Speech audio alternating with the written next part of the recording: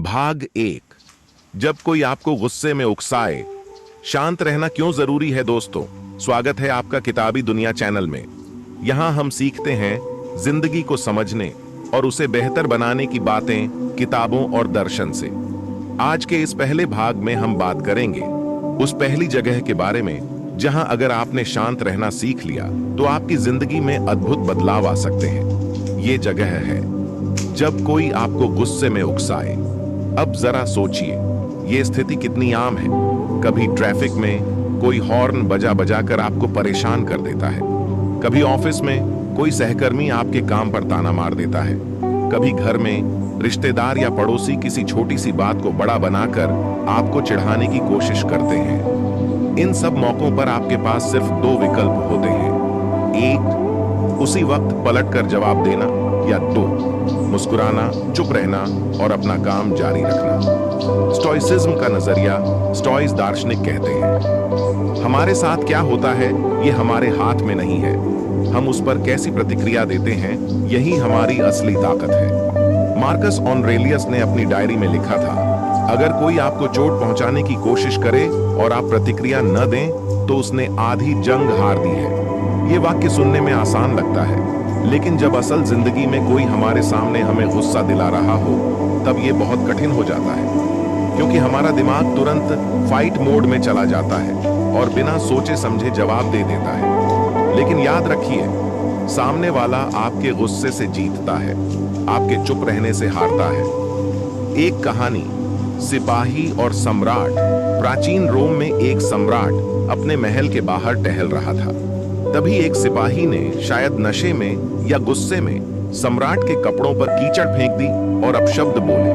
लोगों को लगा सम्राट तुरंत गुस्से में आकर सिपाही को सजा देंगे, लेकिन सम्राट मुस्कुराए, कपड़े झाड़े और बिना कुछ कहे आगे बढ़ गए। बाद में उन्होंने कहा, अगर मैं हर कुत्ते के भौंकने पर रुक जाऊं तो कभी अपनी मंजिल तक नहीं पहुंच पाऊंगा। दोस्तों, सोचिए, कितनी बार हम किसी ऐसे इंसान के कारण अपना मूड और दिन खराब कर देते हैं जो हमारी जिंदगी में कोई अहमियत नहीं रखता।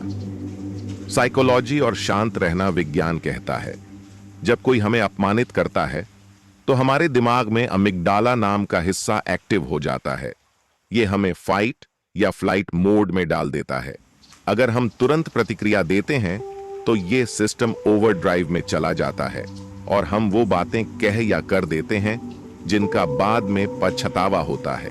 लेकिन अगर हम 5 से 10 सेकंड चुप रहकर सांस लें तो हमारा प्रीफ्रंटल कॉर्टेक्स यानी सोचने वाला दिमाग कंट्रोल ले लेता है और हम समझदारी से जवाब दे पाते हैं। माइंडसेट ट्रिक, अगली बार कोई आपको उकसाए तो मन ही मन ये 3 स्टेप अपनाएं। 1, रुकिए, तुरंत जवाब मत दीजिए। 2, सांस लीजिए, गहरी सांस अंदर, धीरे से बाहर। 3, सोचिए, क्या ये बात मेरे जवाब के लायक है? अक्सर जवाब होगा नहीं। कमेंट के लिए कॉल टू एक्शन। दोस्तों, आपको क्या लगता है, गुस्से में जवाब देना ज्यादा मुश्किल है या चुप रहना? और क्या आपके साथ कभी ऐसा हुआ है कि आपने चुप रहकर एक बड़ी लड़ाई टाल दी हो? अपना अनुभव कमेंट में जरूर शेयर करें, मैं पढ़ूंगा और अगले वीडियो में कुछ कमेंट पढ़कर सुनाऊंगा भी। रियल लाइफ उदाहरण मान लीजिए, ऑफिस में आपके बॉस आपको सबके सामने डांटते हैं। आप पलटकर जवाब दे सकते हैं, लेकिन इससे आपकी नौकरी और रिश्ते दोनों खतरे में पड़ सकते हैं। अगर आप शांत रहें तो आपके सहकर्मी भी आपकी आत्मनियंत्रण की सराहना करेंगे और आपको बाद में सही समय पर अपनी बात रखने का मौका मिलेगा। लोगों की गलत फहमी, बहुत लोग सोचते हैं अगर मैं चुप रहा तो लोग मुझे कमजोर समझेंगे, लेकिन सच्चाई ये है कि गुस्से में हर कोई बोल सकता है, लेकिन चुप रहना सिर्फ वही कर सकता है जो खुद पर कंट्रोल रखता है। स्टोइसिज्म और आत्मसम्मान, चुप रहना आत्मसम्मान का हिस्सा है। आप सामने वाले को यह बता रहे होते हैं कि मेरी शांति तुम्हारे शोर से बड़ी है। जब कोई आपको गुस्से में उकसाए तो याद रखिए, आप अपने व्यवहार के मालिक हैं। आपका शांत रहना न सिर्फ आपको मानसिक शांति देगा, बल्कि आपकी इज्जत, आपका आत्मनियंत्रण और आपकी ताकत भी बढ़ाएगा।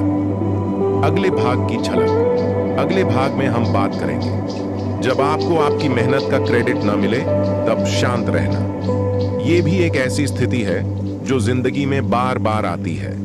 और जिसमें स्टोइसिज्म आपका सबसे बड़ा हथियार है। दोस्तों, अगर आपको ये वीडियो पसंद आया हो तो किताबी दुनिया चैनल को सब्सक्राइब करें, बेल आइकन दबाएं और इस वीडियो को अपने दोस्तों के साथ शेयर करें ताकि वे भी सीख सकें कि जिंदगी की लड़ाइयां सिर्फ बोलकर नहीं बल्कि चुप रहकर भी जीती जाती हैं। भाग 2, जब आपकी मेहनत का क्रेडिट किसी और को मिल जाए, शांत रहना क्यों जरूरी है। दोस्तों, किताबी दुनिया में फिर से आपका स्वागत है। पहले भाग में हमने सीखा कि जब कोई आपको गुस्से में उकसाए तब शांत रहना कैसे आपकी ताकत बन सकता है। आज हम बात करेंगे दूसरी स्थिति के बारे में, जब आपकी मेहनत का क्रेडिट किसी और को मिल जाए। जरा सोचिए, आपने किसी प्रोजेक्ट के लिए दिन रात मेहनत की, लेकिन आखिरी पल में बॉस या टीम लीड ने तारीफ किसी और के नाम कर दी। या फिर स्कूल कॉलेज में आपने प्रोजेक्ट बनाया और स्टेज पर जाकर किसी और को अवार्ड दे दिया गया। ऐसे पल में दिल में एक आग सी लग जाती है और दिमाग कहता है अभी जाकर सच सबके सामने बोलो। लेकिन यही आपका असली इम्तिहान है। स्टोइसिज्म का नजरिया, स्टोइस दार्शनिक एपिक्टेटस कहते हैं, दुनिया में जो तुम्हारा है वो तुमसे कोई नहीं छीन सकता, और जो तुम्हारा नहीं है उसे पाने की कोशिश मत करो। इसका मतलब है क्रेडिट, पहचान या प्रशंसा जैसी चीजें बाहर की दुनिया के कंट्रोल में है। अगर आप अपनी खुशी को इन चीजों से जोड़ देंगे तो आपका मूड हमेशा दूसरों के हाथ में रहेगा। लेकिन अगर आपने अपने काम को खुद की नजरों में कीमती बना लिया तो किसी का नाम लेने या न लेने से आपके आत्मसम्मान पर फर्क नहीं पड़ेगा। एक कहानी, माली और राजा। एक राजा के बगीचे में एक माली था जिसने महीनों मेहनत करके एक सुंदर बगीचा तैयार किया। जब राजा ने बगीचे का उद्घाटन किया तो उसने सबके सामने अपने मंत्री की तारीफ की और कहा, देखो हमारे मंत्री ने कितना सुंदर बगीचा बनाया है। माली चुप रहा, लेकिन अगले दिन वह फिर उसी मेहनत से फूलों को पानी दे रहा था। किसी ने पूछा, तुम नाराज नहीं हुए? माली ने कहा, मैं फूल राजा को खुश करने के लिए नहीं बल्कि इस बगीचे को जीवित रखने के लिए लगाता हूं। साइकोलॉजी और क्रेडिट रिसर्च बताती है कि जो लोग आंतरिक प्रेरणा, इंट्रिंसिक मोटिवेशन से काम करते हैं, यानी जो काम खुद की संतुष्टि के लिए करते हैं, वे लंबे समय तक खुश रहते हैं। जो लोग बाहरी प्रेरणा से काम करते हैं वे लंबे समय तक खुश नहीं रहते हैं। प्रेरणा, एक्सट्रिंसिक मोटिवेशन यानी प्रशंसा, इनाम और क्रेडिट के लिए काम करते हैं, उनकी खुशी अस्थायी होती है। माइंडसेट ट्रिक, अगर कभी आपकी मेहनत का क्रेडिट किसी और को मिल जाए तो अपने आप से ये सवाल पूछें। 1, क्या मेरी मेहनत बेकार हो गई? नहीं। 2, क्या मैंने अपने कौशल में सुधार किया? हाँ। 3, क्या अगली बार मैं और बेहतर कर सकता हूं? हाँ। याद रखिए, दुनिया याद रखे या ना रखे, आपका काम हमेशा आपका शिक्षक होता है। दोस्तों, क्या आपके साथ कभी ऐसा हुआ है कि आपने मेहनत की और क्रेडिट किसी और को मिल गया? आपने उस समय क्या किया? चुप रहे या विरोध किया? नीचे कमेंट में अपनी कहानी जरूर लिखें, मैं पढ़ूंगा। रियल लाइफ उदाहरण मान लीजिए, आप एक टीम में काम करते हैं और आपकी मेहनत की वजह से प्रोजेक्ट समय पर पूरा हो गया, लेकिन मीटिंग में बॉस ने सिर्फ टीम लीड का नाम लिया। अगर आप उस समय चुप रहते हैं तो आप 2 फायदे उठाते हैं। पहला, आप खुद को इमोशनल कंट्रोल में रखते हैं। दूसरा, अगली बार आपके बॉस को खुद एहसास होगा कि असली मेहनत किसने की थी। लोगों की गलतफहमी, बहुत लोग सोचते हैं अगर मैं चुप रहूंगा तो लोग हमेशा मेरा फायदा उठाएंगे, लेकिन असलियत यह है कि समय के साथ लोग पहचान लेते हैं कि भरोसेमंद और मेहनती कौन है। लंबी दौड़ में सच्चाई जीतती है। स्टोइसिज्म और आत्मसम्मान, चुप रहना इस वक्त आपके आत्मसम्मान का सबूत है। आप ये बता रहे हैं कि मेरे काम की कीमत मेरे लिए है, न कि सिर्फ दूसरों की तालियों में। जब आपकी मेहनत का क्रेडिट किसी और को मिल जाए तो सोचिए, क्या मैं इस पल को गुस्से और चिढ़ में बदलना चाहता हूं या इसे सीख और मोटिवेशन में? याद रखिए, अगले मौके पर आपकी मेहनत खुद अपना नाम बोल देगी। अगले भाग की झलक। अगले भाग में हम बात करेंगे, जब कोई आपकी आलोचना करे तब शांत रहना। ये वो स्थिति है जहां स्टोइसिज्म आपको अंदर से मजबूत और बाहर से संयमी बनाता है। अगर आपको ये वीडियो पसंद आया हो तो किताबी दुनिया चैनल को सब्सक्राइब करें, बेल आइकन दबाएं और इस वीडियो को अपने दोस्तों के साथ शेयर करें ताकि वे भी सीख सकें कि जिंदगी में असली जीत हमेशा शांत और धैर्यवान लोगों की होती है। भाग 4। जब हालात आपके कंट्रोल से बाहर हों, शांत रहना क्यों जरूरी है। दोस्तों, किताबी दुनिया चैनल में आपका फिर से स्वागत है। हम अब इस सीरीज के चौथे हिस्से पर हैं। पहले 3 हिस्सों में हमने सीखा: 1. गुस्से में उकसाए जाने पर शांत रहना। 2. मेहनत का क्रेडिट किसी और को मिलने पर शांत रहना। तो आलोचना मिलने पर शांत रहना आज का विषय है। जब हालात आपके कंट्रोल से बाहर हों, तब शांत रहना। यह जिंदगी का सबसे कठिन इम्तिहान है, क्योंकि हम इंसान अक्सर हर चीज को कंट्रोल करना चाहते हैं, मौसम से लेकर दूसरों के फैसलों तक। लेकिन हकीकत यह है कि दुनिया में बहुत सी चीजें ऐसी हैं जो हमारे हाथ में नहीं होती। स्टोइसिज्म का नजरिया स्टोइस दार्शनिक एपिक्टेटस का सबसे मशहूर विचार है। कुछ चीजें हमारे नियंत्रण में होती हैं और कुछ नहीं। हमारा काम सिर्फ उन चीजों पर ध्यान देना है जो हमारे हाथ में है। जब हालात हमारे कंट्रोल से बाहर हों, जैसे अचानक आई बीमारी, किसी प्राकृतिक आपदा या किसी का फैसला, तो उन पर गुस्सा या चिंता करने से हालात बदलते नहीं, बल्कि हमारा मन और ज्यादा अशांत हो जाता है। एक कहानी। समुद्र में नाविक। एक नाविक समुद्र में सफर कर रहा था, तभी अचानक तूफान आ गया। उसने देखा कि वह तूफान को रोक नहीं सकता, लहरों की दिशा बदल नहीं सकता। तो उसने क्या किया? उसने नाव की रस्सियां कस दी, पाल समेट लिया और खुद को सुरक्षित करने पर ध्यान दिया। तूफान आया, बीता और वह जिंदा बचा। ये कहानी सिखाती है, जब हालात आपके कंट्रोल में ना हो तो उन पर फोकस मत करो, बल्कि उस पर ध्यान दो जो आप कर सकते हो। साइकोलॉजी और नियंत्रण। मनोविज्ञान में इसे कहते हैं लोकस ऑफ कंट्रोल, नियंत्रण का केंद्र। जिन लोगों का ध्यान बाहरी नियंत्रण पर होता है, यानी जो सोचते हैं कि सब कुछ किस्मत या दूसरों पर निर्भर है, वे ज्यादा तनाव में रहते हैं। जिनका ध्यान आंतरिक नियंत्रण पर होता है, यानी जो सोचते हैं कि मैं जो कर सकता हूं वही करूंगा, वे ज्यादा शांत रहते हैं। Mindset trick. जब भी हालात आपके कंट्रोल से बाहर हों, तो ये 3 सवाल पूछें। 1. क्या मैं इसे बदल सकता हूं? हाँ, नहीं। 2. अगर हाँ, तो मुझे अभी क्या कदम उठाना चाहिए? 3. अगर नहीं, तो मैं इसे स्वीकार करके आगे कैसे बढ़ सकता हूं? कमेंट के लिए कॉल टू एक्शन। दोस्तों, आपके साथ ऐसा कौन सा पल आया है जब हालात आपके कंट्रोल में नहीं थे, फिर भी आपने शांत रहकर उन्हें संभाला? अपनी कहानी कमेंट में लिखें ताकि दूसरे लोग भी उससे सीख सकें। रियल लाइफ उदाहरण मान लीजिए। ट्रेन लेट हो गई है और आपको एक जरूरी मीटिंग में पहुंचना है।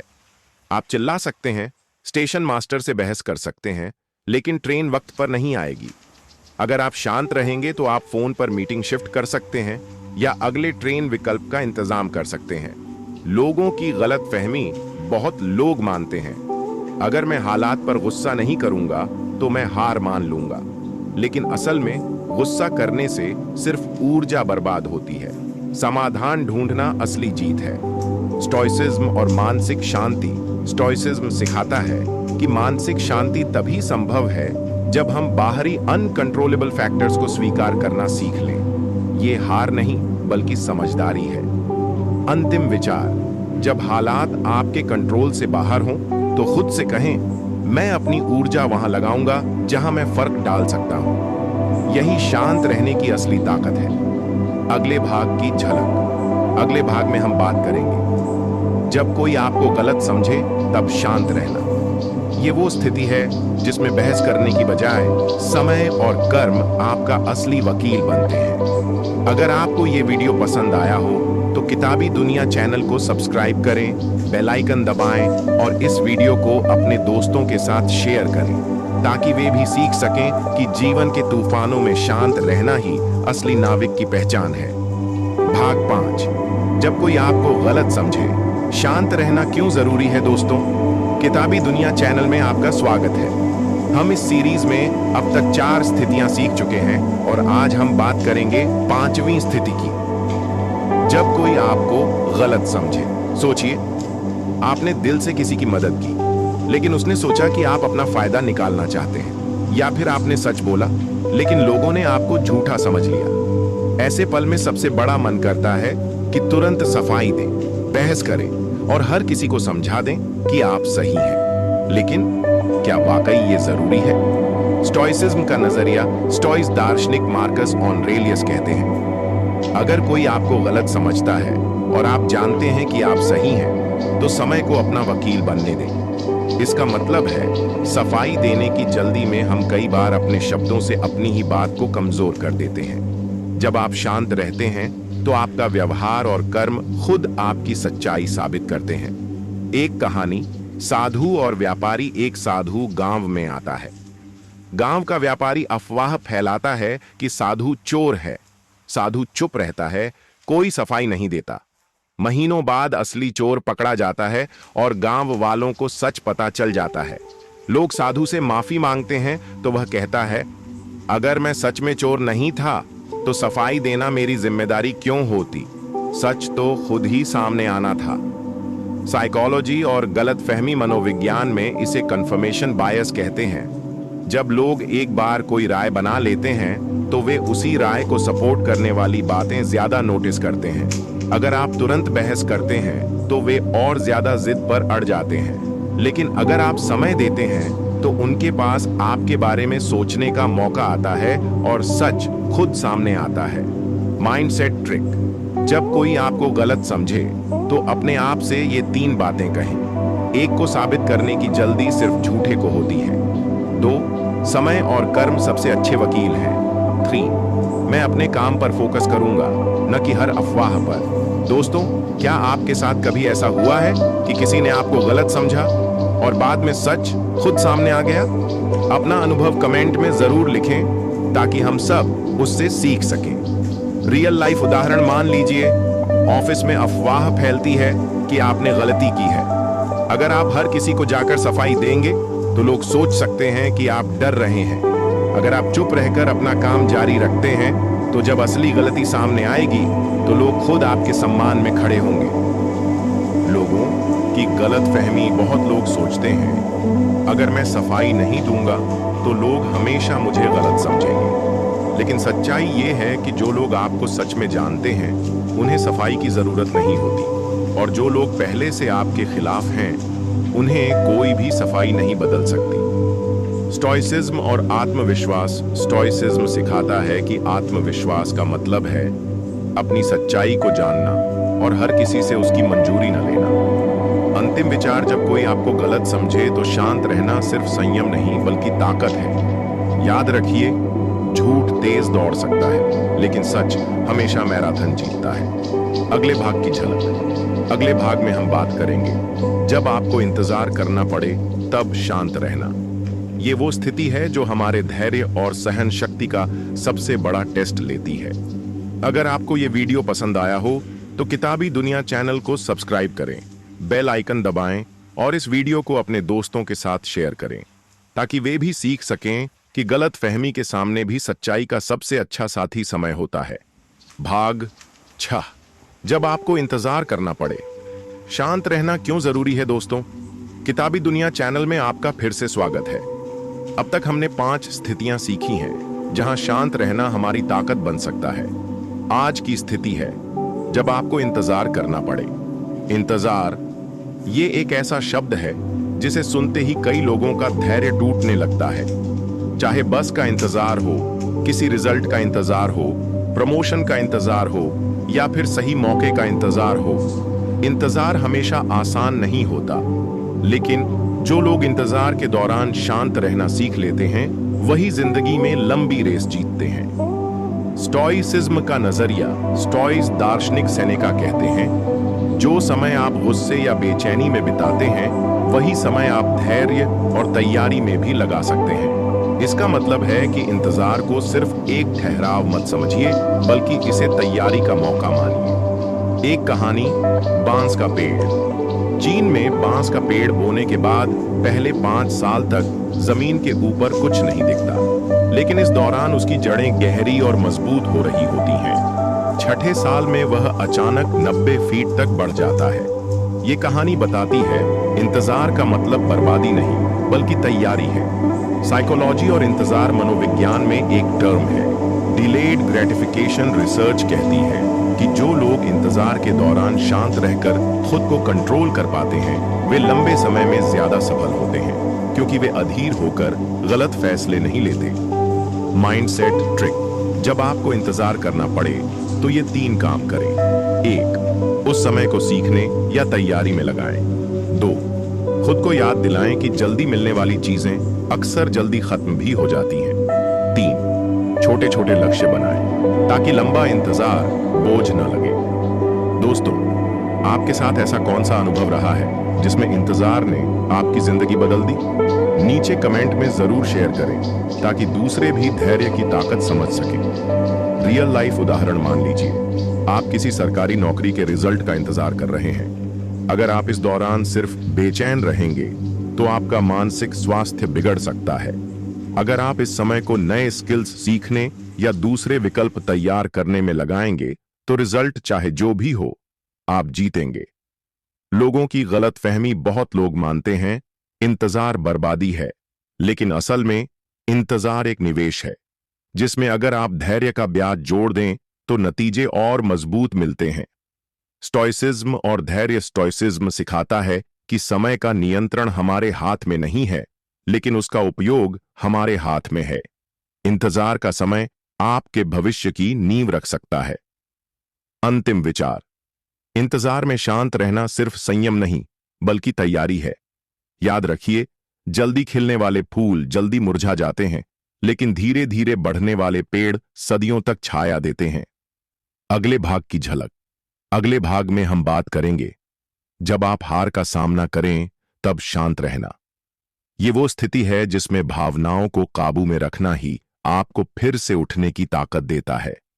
अगर आपको ये वीडियो पसंद आया हो तो किताबी दुनिया चैनल को सब्सक्राइब करें, बेल आइकन दबाएं और इस वीडियो को अपने दोस्तों के साथ शेयर करें ताकि वे भी सीख सकें कि इंतजार के पलों में धैर्य सबसे बड़ा हथियार है। भाग 7। जब आप हार का सामना करें, शांत रहना क्यों जरूरी है। दोस्तों, किताबी दुनिया चैनल में आपका स्वागत है। हमारी सीरीज में आज हम उस स्थिति पर बात करेंगे जो हर इंसान की जिंदगी में आती है, जब आप हार का सामना करें। जीतना आसान है क्योंकि जीत आपको खुशी, सम्मान और आत्मविश्वास देती है, लेकिन हार ये आपके धैर्य, आपके आत्मनियंत्रण और आपके सोचने की क्षमता का असली टेस्ट है। अधिकतर लोग हार के बाद टूट जाते हैं, गुस्सा करते हैं या खुद को दोष देने लगते हैं, लेकिन जो लोग हार के समय भी शांत रहना सीख लेते हैं वे ही अगले मौके पर विजेता बनते हैं। स्टोइसिज्म का नजरिया। एपिक्टेटस कहते हैं, मामला ये नहीं है कि आपके साथ क्या होता है, बल्कि आप उसके प्रति कैसे प्रतिक्रिया देते हैं, यही आपकी किस्मत तय करता है। इसका मतलब है कि हार खुद में अंत नहीं है, आपकी प्रतिक्रिया तय करती है कि ये अंत है या नई शुरुआत। एक कहानी। थॉमस एडिसन का धैर्य। थॉमस एडिसन के लैब में आग लग गई और उनकी कई सालों की मेहनत जलकर राख हो गई। लोगों ने सोचा कि वे टूट जाएंगे, लेकिन उन्होंने मुस्कुराकर कहा, अब मेरी सारी गलतियां जल गई हैं, अब मैं नए सिरे से शुरू कर सकता हूं। कुछ महीनों बाद उन्होंने अपने सबसे बड़े आविष्कार पूरे किए, साइकोलॉजी और हार। मनोविज्ञान में इसे रेजिलेंस कहते हैं, यानी विपरीत परिस्थितियों से जल्दी उबरने की क्षमता। शांत रहना दिमाग को स्थिर रखता है, जिससे आप ठंडे दिमाग से अगला कदम सोच पाते हैं। Mindset trick. जब हार का सामना करें तो ये 3 बातें याद रखें। 1, हार एक घटना है, पहचान नहीं। 2, हर हार एक सबक है जो जीत से भी ज्यादा सिखाता है। 3, प्रतिक्रिया सोच समझ कर दें ताकि भविष्य का रास्ता साफ रहे। क्या आपके साथ ऐसा हुआ है कि आपने किसी हार से बड़ी सीख ली हो? अपना अनुभव कमेंट में जरूर लिखें, शायद आपका अनुभव किसी और को हार से उभरने की ताकत दे दे। रियल लाइफ उदाहरण मान लीजिए, आपने किसी इंटरव्यू में फेल हो गए। गुस्से या निराशा में आप खुद पर शक करने लगते हैं, लेकिन अगर शांत रहकर अपनी तैयारी का विश्लेषण करें तो अगली बार आपकी सफलता की संभावना कई गुना बढ़ जाती है। लोगों की गलतफहमी। बहुत लोग मानते हैं हार का मतलब है कि मैं अयोग्य हूं, लेकिन सच ये है कि हार सिर्फ एक फीडबैक है जो बताती है कि अगली बार कहां सुधार करना है। स्टोइसिज्म और आत्मनियंत्रण। स्टोइसिज्म कहता है, आपके भावनाओं पर आपका नियंत्रण ही आपकी ताकत है। हार के समय शांत रहना आपको वही नियंत्रण देता है। अंतिम विचार। हार में शांत रहना आसान नहीं, लेकिन यही आपके कमबैक की नींव है। याद रखिए, गिरना असफलता नहीं है, वहीं पड़े रहना असफलता है। अगले भाग की झलक। अगले भाग में हम बात करेंगे, जब कोई आपको उकसाए तब शांत रहना। ये वो स्थिति है जिसमें अगर आप भावनाओं में बह गए तो दूसरों का खेल जीत जाएगा, लेकिन अगर शांत रहे तो जीत आपके हाथ में होगी। अगर आपको ये वीडियो पसंद आया हो तो किताबी दुनिया चैनल को सब्सक्राइब करें, बेल आइकन दबाएं और इस वीडियो को अपने दोस्तों के साथ शेयर करें ताकि वे भी सीख सकें कि हार के सामने भी शांत रहना ही असली जीत है। दोस्तों, हमने इस पूरी सीरीज में उन 10 जगहों के बारे में बात की जहां शांत रहना आपकी जिंदगी बदल सकता है। आपने देखा कि कैसे ये सिर्फ एक आदत नहीं, बल्कि एक ताकत है जो रिश्ते बचा सकती है, करियर बना सकती है और आपको मानसिक शांति दे सकती है। अगर आपको इस सीरीज से एक भी पॉइंट मददगार लगा हो तो सोचिए, ऐसी और कितनी बातें हैं जो आपकी सोच बदल सकती हैं। और यही काम करता है किताबी दुनिया चैनल। यहां हम आपको किताबों से निकले वो अनमोल रत्न देते हैं जिन्हें अपनाकर आप अपनी जिंदगी को एक नए स्तर पर ले जा सकते हैं। तो दोस्तों, अभी सब्सक्राइब करें, किताबी दुनिया बेल आइकन दबाएं ताकि अगली वीडियो का नोटिफिकेशन मिस न हो। इस वीडियो को अपने दोस्तों, परिवार और सोशल मीडिया पर शेयर करें, क्योंकि सीख सिर्फ अपने तक रखने से नहीं, बांटने से बढ़ती है। और याद रखिए, शांत दिमाग, साफ सोच और सही कदम, यही असली जीत है। मैं हूं आपका नाम। मिलते हैं अगली वीडियो में। तब तक के लिए सीखते रहिए, बढ़ते रहिए और जुड़े रहिए किताबी दुनिया के साथ।